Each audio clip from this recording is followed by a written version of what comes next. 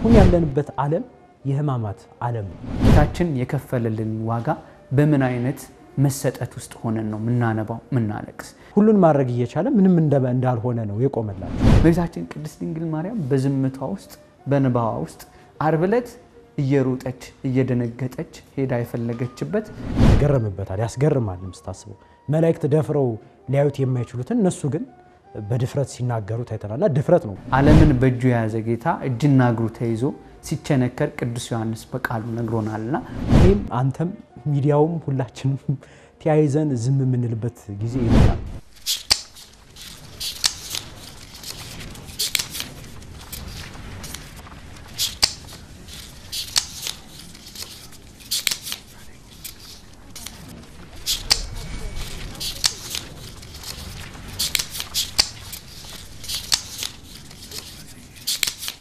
እጅግ በጣም ከሚደንቁና የጌታችን የመድኃኒታችን የኢየሱስ ክርስቶስ የማዳኑን ስራ ሲነገር ልክ ነው ቅዱስ ዮሐንስ አፈወርቅ ሰዎችን መላእክትን ብቻ አይደለም በዚህ መጽሐፉ ላይ ግዕዛን የሌላቸው ፍጥረታትንም ይጠራል ዮርዳኖስ እኮ ጌታን ሊጠመቅ ሲቆም ወደ ኋላው አሸሸች ፍጥረቷ ራሷ ደንግጣ ወደ ኋላ አሸሸች መሬትም ሁላ ተንቀጠቀጠች ውሃ እንደሚፈላ ተነነች እሳታዊ መለኮት ነውና መሸከም አልቻለችም የሰው ልጅ እንደምን የክብርን ጌታ አላወቀውም የሚል ጥያቄ ያመጣል ይሄንን ህማምና ሐዘን ሲሰማ ድንጋይስ እንኳን አይራራም ወይ ፍጥረታት ሁሉ ያለቅሱ ዘንድ አይቻላቸውም ወይ እንኳን ሰው አይደለም ይልና የአይሁድ ድፍረት መከራውን ያመጣል ከዛ ሁሉን ማድረግ ሲቻል እጁን ሰጣቸው በፍቅር ተጎተተ ይላልና ልክ ድርሳነ ማህያዊ ላይ የሚገልጻቸው እንትኖች አሉ ልክ በዛ በአትክልቱ ቦታ ይዘው ሲጎትቱት ጽህሙ ሲነጭ በዱላ ሲደበደብ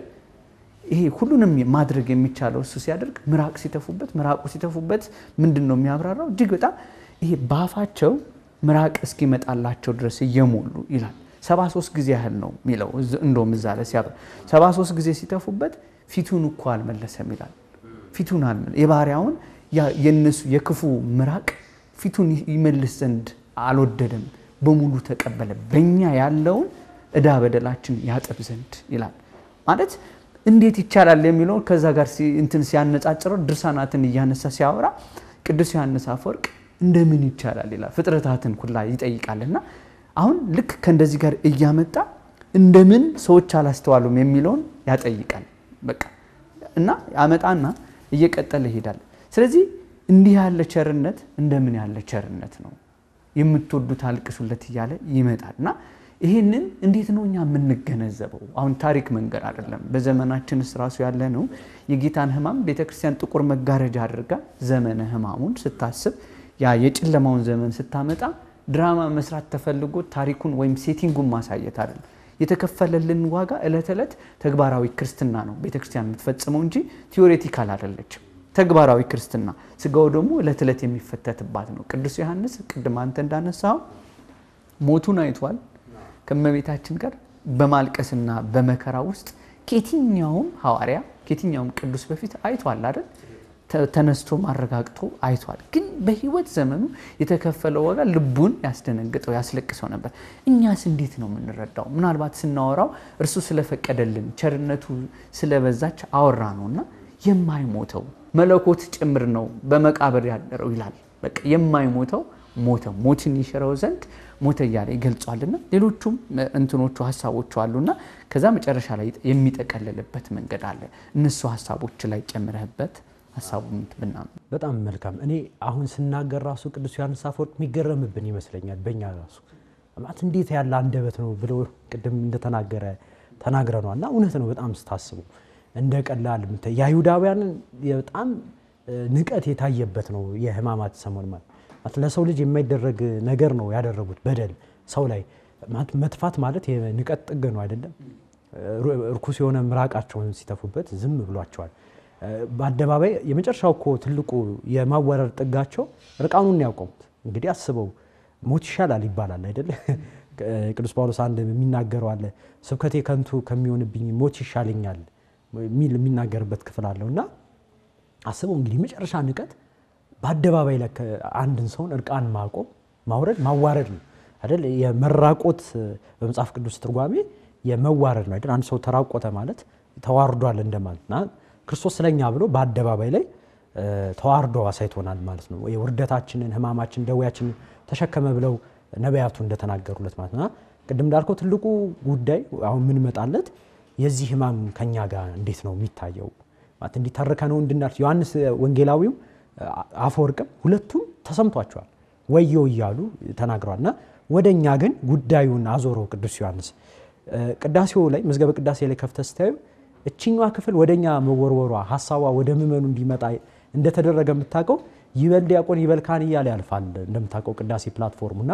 እዚህ ላይ ሲደርስ ግን ለዲያቆኑም ለካህኑም አይደለም ቤተክርስቲያን ዞር ያደርገ ይበል ህዝብ ነው። አሁን ህዝቡ ጋር ነው የምትፈልገው ቤተክርስቲያኒቷ።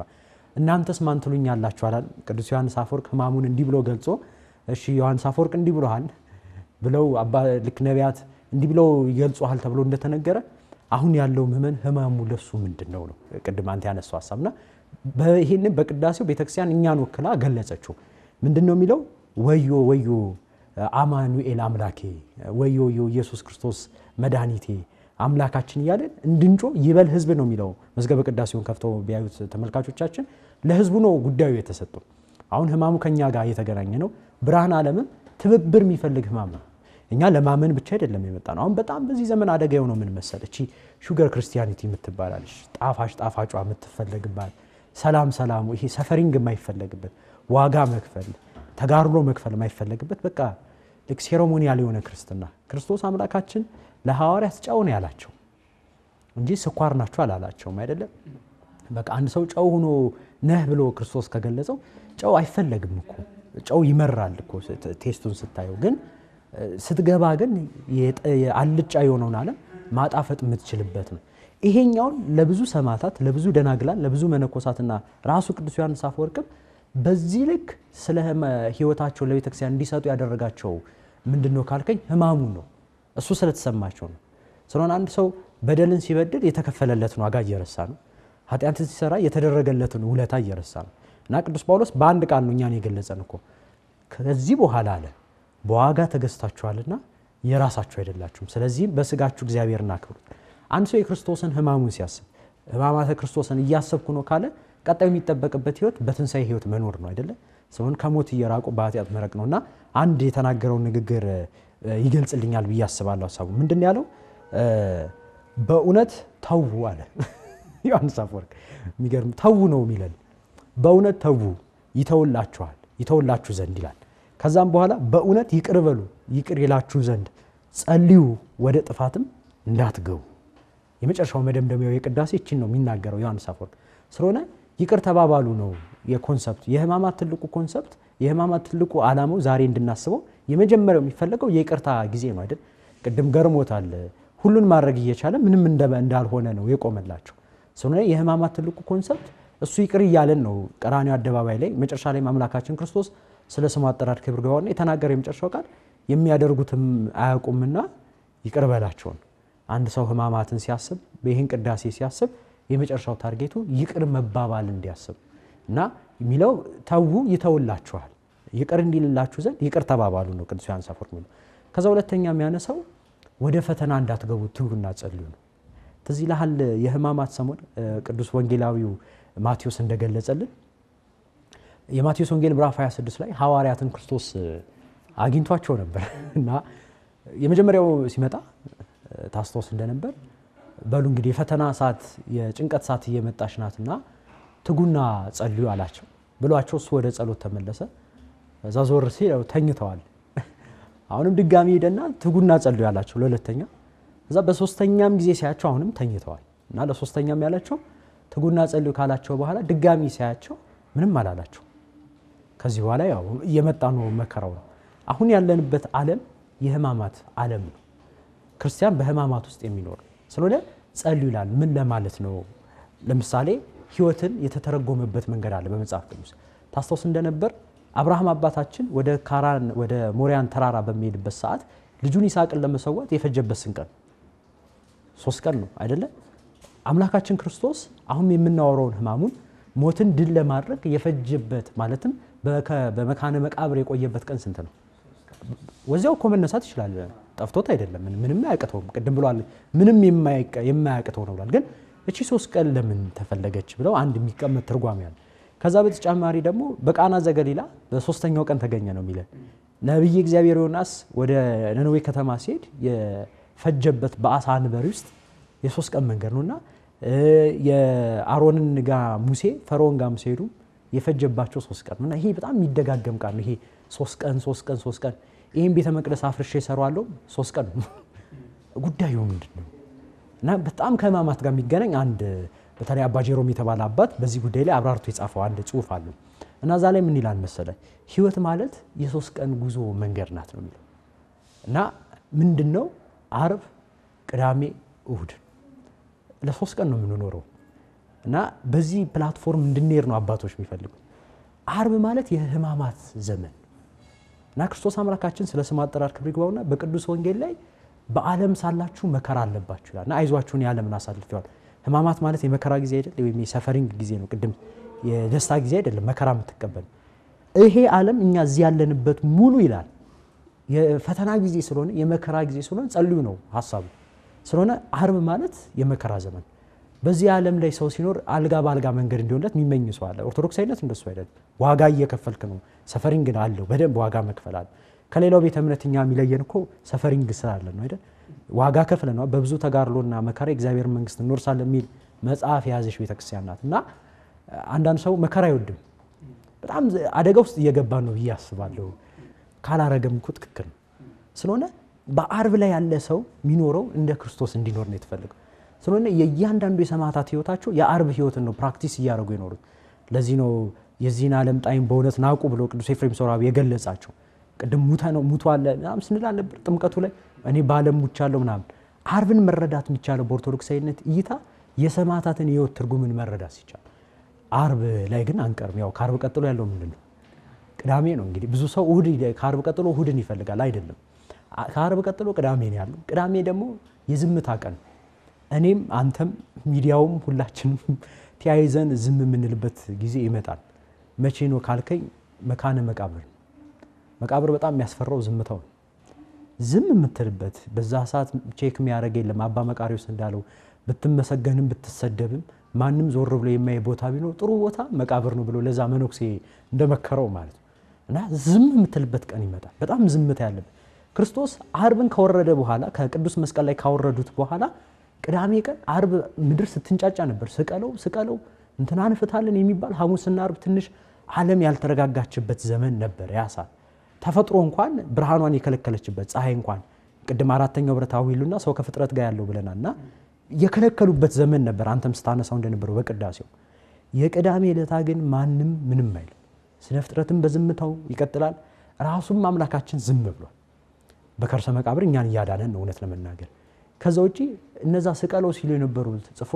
ወታደሮች የሉም የሰቀሉት ወታደሮች የገረፉት ወታደሮች የሉም ዝም ብለዋል እና የኛም ህይወት ካርብ ቀጥሎ ቅዳሜ ነው መካነ መቃብር ዝም የምትልበት ቀን የመጨረሻው መቃብር ላይ ግን አንቀር እሁድ ነው የሚመጣው እሁድ ደግሞ ትንሳኤ ነው ስለሆነ አይሆ ከመቃብር በኋላ የትንሳኤን ህይወት እየነገረ ክርስቲያን በአርብ በቅዳሜ ሲያልፍ የመጨረሻው ሽልማቱ በትንሳኤ መተባበር ነው መጨረሻ ላይ ይናገራል ድርሳኑ ላይ ያውኛ ህማማቱ ትኩረት ስለሆነ ነው እንጂ ስለ ትንሳኤ ያነሳል ስካቶሎጂ ምንለው ትምህርትን በደንብ ነው የሚያብራራው እንዴት በክብር እንደምንነሳ እንዴት ክብር እንደምናገኝ ያሳያልና ምእመናንን ህማሙን እንዲያስቡ የተፈለገው በአርብ በቅዳሜ በእሁድ ጉዞ እንዲጓዙ ለማድረግ ነው ይላል ማለት ነው ሶስተኛው መተው ነው በቃ ተው አይደል ያለው ገና ሲጀምር በእውነት ደግሞ ይላል እንትን አለችው አጽኖት አለችው ሰምተው እንኳን በእውነት ተው አለ ዮሐንስ አፈወርቅ እርግጠኛ ሆኖ ነው እየተናገረ ያለው ተው ይተውላችኋል ስለሆነ በዚህ መከራ ውስጥ ብናልፍ በመውደቅ በመነሳቱን ብናልፍ እኛ ይቅር ማለት ከቻልን እኛ መተው ከቻልን በትንሳኤው በክብር እኛን ማንሳት የሚችል አምላክ ነው ያለንና ህማሙ የህይወት መንገድ ነው ብላ ነው ቤተክርስቲያናችን የምንገልጸው ዮሐንስ አፈወርቅም እስከዚህ ህይወትን ገልጾልናል ክቡራን ተመልካቾቻችን እየተከታተላችሁት የምትገኙት ያውደ መጻሕፍት ዝግጅታችን ነው በዛሬው ያውደ መጻሕፍት ዝግጅታችን ዳሰሳ እየተደረገበት የሚገኘው መጽሐፍ ደግሞ ከ14ቱ መጽሐፍቶች የምስጋና ወይም የቅዳሴ መጽሐፍቶች መካከል ቅዱስ ዮሐንስ አፈወርቅ የደረሰውን የምስጋና የጌታችን የመድኃኒታችን የኢየሱስ ክርስቶስ ከአንዋወሩ እስከ ከፈለልን ዋጋ ድረስ ከዛ እስከ ትንሳኤው በምን አይነት መንገዶች ገለጠው የሚሉትን ነውና የምንገኝበት ዘመን ጾሙ ወቅቱ እንዴት አድርጎ አብራራው። በተለይም ስለ ሕማሙ እያሰብን ስንሰግድ ስንጾም ስናለቅስ በደላችንን እንዴት ነው የምናስበው? ጌታችን የከፈለልን ዋጋ በምን አይነት መሰጠት ውስጥ ሆነን ነው ምናነባው ምናለቅስ? ቅዱሳን መላእክት ያለቀሱለት ለፍጥረት ዓለምን በእጁ የያዘ ጌታ እጅና እግሩ ተይዞ ሲቸነከር ቅዱስ ዮሐንስ በቃሉ ነግሮናልና ስለኛ የከፈለው በፈሰሰው ደሙ መታጠባችን ርስተ መንግስተ ሰማያት ለመውረስ ነውና ይህ ሁሉ ዋጋ የተከፈለልን በራሳችን ባሮች እንዳንሆን ያስጠነቅቀናልና እኛ ስንሰግድ ሕማሙን ስናጠይቅ እንዴት ባለ መረዳት ውስጥ መሆን እንዳለበት ይናገራል። ይህ መጽሐፍ ብናነብ ከህይወታችን ጋር ይዋሃዳልና በማይጠቅሙ ዋይታዎችና ጩኸቶች ውስጥ ከምንከበብ ይልቅ የጌታችን የመድኃኒታችን የኢየሱስ ክርስቶስ መከራውን ከገለጡት መጻሕፍቶች መካከል ጋር አንዱ ቅዱስ ዮሐንስ አፈወርቅ የደረሰውን ድርሳን ብናነብ ብዙ እናተርፋለን። አሁንም ከኛ ጋር ቆዩ። መልካም እንግዲህ መምህር አንተ ቅድም እንዳብራራው ነው እንግዲህ ብዙ መጨመር የሚያስፈልገው ነገር አይደለም። እንግዲህ ሁሉንም ያነሳ ይመጣና በሁሉም ዝርዝር ውስጥ ማወቅ የሚገባንን ነገር ይናገራል። ማስተዋል ካልቻለን እንጠፋለንና የሚያነሳቸው ሐሳቦች የሚደንቁ ልብን ያስደነግጣል ይላል እኮ ልብ ያስደነግጣል። ምንም ይሄ ጌታችን መድኃኒታችን ኢየሱስ ክርስቶስ ለድህነት ዓለም የከፈለውን ዋጋ አስቦ ልክ አሁን ቅዳሜ ስታነሳ የዝምታ ቀን ነው ሲባል ለሃ ማርያም ላይ መቤታችንን ያነሳታል። በሚያለቅሱ አይኖቿ ውስጥ መቃብሩ እየተመላለሰች በየደቂቃው ውስጥ አትረጋጋም ነበር ይላል። መቤታችን ቅድስት ድንግልና ስታለቅስ አብሮ የሚመጣው ቅዱስ ዮሐንስ ወንጌላዊ ይመጣልና ስታለቅስ እንደውም ግብረ ሕማሙ የሚለው እኮ ትንሳኤው ለመቤታችን ነው ቅድሚያ የገለጸላት ይላል። በዛ ውስጥ ምክንያቱም እውነትነት አለው። ለምሳሌ ማርያም መግደላዊት አስቀድሞ ገለጠላት ቢባል መጽሐፍ ቅዱስ ማበል አይደለም። ከፍጥረት አባቶቻችን ሲያብራሩት ምን ይላሉ? ከፍጥረታት ወገን ለሷ ቢባል እንደው ይገባ ይሆናል ይላሉ። ለመጽሐፍም እንደ ልማድ ነው እንዲህ መግለጥ። የመቤታችን ግን ትንሳኤውን አየች ቢባል የሚደንቅ አይደለም። ክብሩ እንደው ክብር ተሰጣት ቢባል ለማርያም መግደላዊት ቢሆን ይቀላል አይነት ነገር ሀተታዎች ይሰጣሉና እውነትነቱ ስታየው ሲወለድ አስቀድማ ሰው ይሆናል የተባለውን ያየችው ክብር ግባትና መቤታችን ቅድስት ድንግል ማርያም ናት ሲወለድ ያየችው። ከዛ ሲነሳል ማታይበት ምክንያት የለም። ዳግም ለፍርድ እንደሚመጣ በልቧ ሁሉን ተጠብቀው ነበር የሚለውን ቅድም የጠቀስከው አባት ጄሮ የበኩር ልጇን እስከትወልድ ድረስ አላወቃትም የሚለው ባብራራበት ልኩ እንደዚህ ያደረገ ይፈተዋልና መቤታችን ቅድስት ድንግል ማርያም በዝምቷ ውስጥ በንባዋ ውስጥ ዓርብ ዕለት እየሮጠች እየደነገጠች ሄዳ የፈለገችበት ከዛ መቃብር ውስጥ ባደር እንደሚነሳ እኮ ታውቃለች። ምክንያቱም ነብይት እኮ ናት፣ ጸጋን የተሞላች ናት፣ ሁሉን ታውቃለች፣ በልቧም ተጠብቀው ነበር። ግን በዝምቷ ውስጥ መቃብሩ ላይ እየሄደች የአይሁድ ማስፈራራት በስጋዋ ሊደርስባት የሚችለውን ሁሉ በቃ መከራው እጅግ በጣም ያስፈራልና እነዚህ ሁሉ እናስተውላቸዋለን ወይ? በእነዚህ ማዕቀፍ ውስጥ ዮሐንስ እንዲህ ካለቀሰ እመቤታችን እንዴት ታለቅስ ይሆን ብሎ ቃላት አይገልጸውም። ይሄ የሰቆቃው ድንግል ደራሲው ምንድነው የሚለው? እኔ የድንግል ማርያምን ሐዘን እናገር ዘንድ አይቻለኝም፣ ኤርሚያስ ሆይ ናና እንዴት እንደሚለቀስ አስተምረኝ እያለ ይጠይቀዋልና በዝምታችን ስናለቅስ ጌታ ስለከፈለው ዋጋ ስለ ጌታ አይደለም እናለቅሰው። ጌታማ ስለኛ በሰው መካከል ሊከፈል የማይችለው ራሱን ቤዛ አድርጎ ራሱን ሰጠንና አዳነን። ይሄንን ድህነት እንዴት እንረዳዋለን? ትህትና አለን። እንደምን ያለ ትህትና ነው እንላለን። ዛሬኛ እኮ ሁለት ጥቅስ ችለን ስንናገር በአካባቢያችን የሚገኙ ቲፎዞች ልክ ክንፍ አብቅለን እስክንበር ድረስ ጫጫታዎች ይመጣሉ። የክብር ጌታ ግን በዝምታ ውስጥ ሰበከ እና ይህንን ስንናገር እጅግ በጣም ያሳዝናል። እንደአጠቃላይ በዚህ የምስጋና መጽሐፍ ውስጥ ጠቅልሎ የሚናገረው ምንድነው? አንድ ሰው ይህንን ሲያነበው በምን ያለ ማስተዋል ሊያነበው ይገባል? አንተ ምን ተረዳበት? የመጨረሻው መልእክት ይሆን? ቅድም ያነሳቸው በጣም ነጥቦች አሉ። የቅዱስ ዮሐንስ አፈወርቅ የዚህ የሕማሙን ጉዳይ በቅዳሴው ሲገልጸው በጣም ህይወትን ነው የህይወትን ፕላትፎርም ነው ሰጥቶን ያለፈው ብዬ ተረድቻለሁ በግሌ። ለምሳሌ አሁን እንዲህ ያለ ትህትና እንደምን ያለ ትህትና ነው የሚል ጽንሰ ሐሳብ አለ እና በተቃራኒው ደግሞ እንዲህ ያለ ትዕቢት እንደምን ያለ ትዕቢት ነው የሚያስብላል። የአይሁዳውያንን ትዕቢት ስታይ በጣም ትዕቢተኞች ናቸው። ቅዱስ ዮሐንስ አፈወርቅ የክርስቶስ ትህትና በገረመው አዱ በተቃራኒው ምንም ግልጽ ነው የነዛም ትዕቢትንም ይገረምበታል ያስገርማልም ስታስበው መላእክት ደፍረው ሊያዩት የማይችሉትን እነሱ ግን በድፍረት ሲናገሩ ታይተናልና ድፍረት ነው ቅዱስ ያዕቆብ ዘስሩግ አንድ የሚናገረው ንግግር አለ የማትደፈረው አንተ በደፋሩ ይሁዳ ተደፈርክ ብሎ የሚናገርበት በቅዳሴ ያዕቆብ ዘስሩግ ላይ የምታገኘው አንድ ቃል አለና የመጀመሪያው ጉዳይ ክርስቶሳዊ ማንነትን ለኛ መላበስ እንዴት እንዳለብን ገልጾታል ማለት ነው ይሄ ትትና ይሄ ቸርነት ፍቅር ምናምን እያለ ሲዘረዝራቸው የነበረው በቴዎሎጂ ሞራል ሊቃውንት ኢነርጊያ ነው የሚባሉ ሰው ከዚህ በራቀ ቁጥር ህማማት ብትሉ አንዳንዴ ገጥማ ያቅም ህማማቱም ትንሳኤውም እንደቀን አልፎብን እኮ የሚያቀብን ሰዎች አሉ አምናኮ ትንሳኤ ነበር አምናም ህማማት ነበር ቀጣይም ዓመትም ይኖራል ምንድነው ታዲያ ልዩነቱ ፋይዳው በእኛ ህይወት ላይ ያለው ለዋይላይነት በየዓመቱ ቤተክርስቲያኒቷ ይህን ስርዓት ሰጣት ሰጠናለችና ከጾም መፈታት መግባት ጋር ከዛ አንዳንዴ ሰውን ታስተውሰው እንደነበር ህማማት ገባ ሲባል በጣም እንትን እንሆናለን አይደለ ይሄ በጣም ሴሬሞኒያል ለመሆን እንሞክራለን ቤተክርስቲያን ስርዓቱን ሰሰጠ ለሴሬሞኒ አይደለም ቅድም አንተ ብሏል የሆነ ተውኔት ፈጽመ እንድናልፍ አይደለም ተውኔተኞች ነን ያለው እኮ ፊልተር የሆነ ክርስቲያኒቲ አሁን እየበጠበጠን ያለው እኮ ከኔም ጨምሮ ያብዛኞቻችን ችግር ያልተዋደ ህይወት ነው ያለንና አንድ የመጀመሪያው ክርስቶሳዊ ማንነትን የሚገልጥ መጽሐፍ ነው ብዬ ነው ማስበው ይሄ ኢነርጊያ ያለው በተለይ ቴዎሎጂ ሙራ የሚያነሱት ኃይልን ነው ሰው የእግዚአብሔርን ኃይል ባጣ ቁጥር የእግዚአብሔርን የተፈጠረበትን ዓላማ ባጣ ቁጥር እግዚአብሔርን የመምሰል ኃይልን ባጣ ቁጥር ሙሉ በሙሉ ከብርሃን እየራቀ ይመጣል ሙሉ በሙሉ ከህማሙ እየራቀ ይመጣል አንዳንድ ሰው ጾሙ ፈጠነ እንላለና አሁን ራሱ እያልን ነው ያለነው እንዴት ቶሎ አለቀ እንላለን ስለሆነ ጾሙ አልተቀነሰም ቁጥሩ ያው ነው ያው ባለበት ቀጥሏል ለምንድነው እኛ ማይሰማን ታዲያ እንዴ ቅዱስ ዮሐንስ አፈወርቅ ወዮ ያለ ሪ ያለ የተሰማው ህማም ለምንድነው እኛ ማናስበው ለምንድነው እኛ ማይሰማን ብለህ ስታስብ ኃይሉ ነው የሚለው ኃይሉ ከራቀ እንዲህ ትሆናለን ምን ማለት ነው ሲባል እርሱን የመምሰለን ህይወት በእያንዳንዱ በእኛ ቤተክርስቲያን በጣም ምደንቀኝ ቅዱሳንን ገርላቸውን ከላከሽ በኋላ ልብ ብለህ ታስበው ከሆነ የተለያዩ ድርሳናት ላይ ወይም ደግሞ ገርላት ላይ መጨረሻ ላይ መልክም ይላል መልካ እገሌ ለምሳሌ አቡነ ተክለ ሃይማኖት ገርላቸውን የጻድቁን ከጨረስክ በኋላ መልካ ተክለ ሃይማኖት አለ የድርሳናት የመላእክት ምሳሌ መልካ ሚካኤል የሚላልና የኛ መልክ ማን ነው ለምሳሌ በህማሙ ስለ መልክ ተነግሯል ደምግባቱን አጥቷል ከዛ ለኛ መልክ ሰጥቶናል ስለኛ ተገርፏል እሱ ለኛ ውበትን ሰጥቶናልና አሁን ይጠይቀናል የኛ መልክ ማን ነው ዮሐንስ አፈወርቅ እንድንረዳው የሚፈልገውና የኛ መልክ ትክክለኛው ክርስቶሳዊ ማንነት መልክ ነው ቅዱስ ያሬድ አንተ አባታችን እናታችን ብሎ የሚያስተምሩት መጣል ሰው ሊመስል የሚችለው ወይ እናቱን ነው ወይ አባቱን ስለሆነ አባታችን እናታችን ተብሎ የተነገረው ደግሞ እግዚአብሔር ነውና መልክ ማን ነው የመጀመሪያው ጥያቄ ሰው ህማማትን ሲያስብ ራሱ ህማማት ራሱ እኮ መልካ ህማማት አሉ አይደለ እና መልካ ህማማትን ስታየው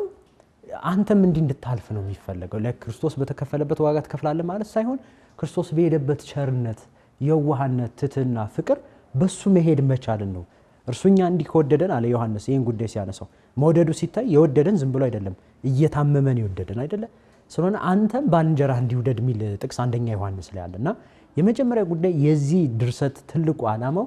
መልክህ የማን ነው ብሎ ነው የሚጠይቀውና ያሃን መልክ ላይ እንድናድግ እርሱን ወደ መምሰል እንድንሄድ ነው የሚያሳስበን ነው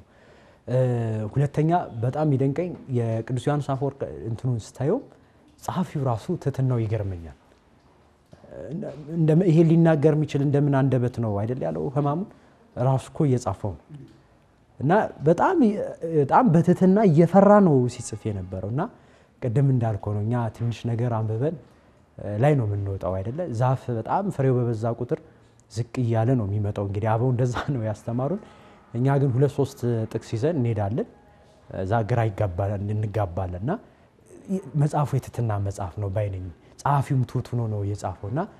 ያለ ትትና ደግሞ እግዚአብሔርን አታስደስተውም አይደለ ሰይጣን የወደቀው ዕውቀት እጥረት ኑሮበት አይደለም በደንብ ጥግ ድረስ ጥበብ አለው ግን ትዕቢት ነውና ህማማትም ትትናን ያስተማረና ዝቅ ማለት ነው ወልድ እንኳን ዝቅ ብሏል እንኳን እኔና አንተ አፈር ነው ሰዎች ይቀርና አምላክም ዝቅ ብሎ ታይቷል ማለት ነው ሶስተኛ የዚህ መጽሐፍ የመጨረሻውን የተረዳውበት መረዳት ማን ነው የምትከተለው ቅድም ስለመከተል አንስቷል በቁጣ ጎተቱት በፍቅር ተከተላቸው